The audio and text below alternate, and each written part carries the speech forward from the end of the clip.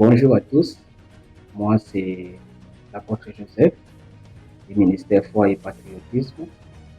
Comme vous le savez, la foi et le patriotisme, c'est toujours ça qui est au cœur de notre mission. Alors, concocté pour vous, ce petit élément qui va, je pense, réveiller les consciences. Là, nous allons parler du patriotisme. Suivez. L'arnaque a commencé avec le mot indépendance. Je pense que les Africains ont confondu un transfert de compétences et puis indépendance. J'explique. Voilà, après la guerre, la France avait du mal à gérer ses colonies. Il y avait une montée des nationalismes. Et puis De Gaulle a dit, bon écoute, on va leur faire le coup. On fait semblant de donner ça ici et puis on prend. Ok. Donc il n'y a pas eu d'indépendance. Il n'y a pas eu. Écoute, Alain, je suis la France. Ok. J'ai des territoires, des terres. Ok, qui quittent Abidjan jusqu'au Niger. Je dis, bon, écoute, Alain, ok, toi tu es un gars, tu es bien. Tu parles bien français et puis tu es un grand intellectuel. Ok, première pommade. Ok, vas-y. Ok. Écoute, je te donne la surveillance, ok, de ma portion là, ok, qu'on appelle Côte d'Ivoire. Ok, la côte des Malgens. Ok, tu as compris, non? Et puis maintenant, moi, je vais former une armée, gendarmerie, je vais donner le pouvoir. Ok? Mais en même temps, je t'ai rien donné. C'est moi qui ai le titre foncier. Toi, tu n'es qu'un locataire. La preuve, tous les pères d'indépendance ont été humiliés. Comment ça? Modibo Keïta, coup d'État. On a pris un demi-lettré, ok, Moussa Traoré. On est des gommes. Parce qu'il a eu l'insolence de vouloir parler d'autonomie, de souveraineté monétaire. Dégagé. Sylvanus Olympio. Olympio au Togo. Voilà, lui aussi, par Franck Togo, on dit, bon, attends là. Et Adema, vas-y, ok, bute-moi ça. Ils l'ont buté.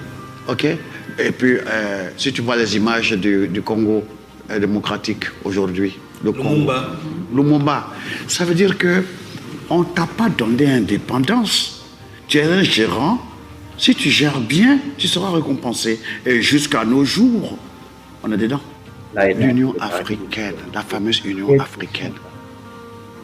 Il n'y a pas plus marionnette que cette agglomération de commis au service de la colonie mère. Comment veux-tu qu'on avance quand toi, Alain, tu as un projet véritable pour briser les chaînes que nous avons dans nos cerveaux et qu'on se réunit, Kwayo ou Madou appelle Paris pour dire, attends, Alain même commence à dire des conneries là. Ok? Alain, on a créé une sorte de délation de bons. Voilà. Comme j'ai toujours dit, l'Afrique doit se réveiller. Surtout nous, les jeunes Africains, nous devons nous réveiller. Parce que ça fait longtemps que nos ancêtres, ceux qui nous ont précédés, ont été dans la colonisation. Et comme le dit ce messieurs, on nous a seulement transféré la compétence de la gestion. Mais nous n'avons pas encore vraiment obtenu notre indépendance. Alors si nous ne nous lèvons pas, surtout nous la jeunesse aujourd'hui, si nous ne nous lèvons pas, il sera difficile que nos enfants puissent vivre dans la paix. C'est pourquoi j'exhorte toujours les jeunes comme moi, ceux avec qui nous partageons un espace commun, de nous réveiller. Aujourd'hui, il y a plusieurs jeunes, que ce soit dans la diaspora, que ce soit dans le combat du panafricanisme, qui sont en train de se battre. À l'image, par exemple, du président Ibrahim Traoré, un homme fort, un homme intelligent, un homme patriote qui est en train de se battre pour le sort de son pays. Et je félicite aussi les efforts de notre président Félix Tshisekedi, qui est en train aussi de se battre pour le sort de notre pays.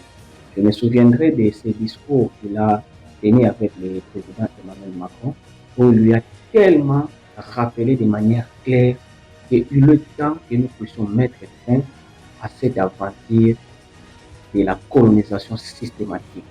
Parce que nous avons été colonisés de manière explicite et pratique, mais il en reste une colonisation systématique et implicite. Et le président Tshisekedi a rappelé clairement au président Emmanuel Macron qu'il est temps de mettre fin à cette idée du paternalisme, à cette idée de toujours nous dire ce qui est bon pour nous et ce qui n'est pas bon pour nous, à cette idée de nous dire ce que nous devons suivre et ce que nous ne devons pas suivre.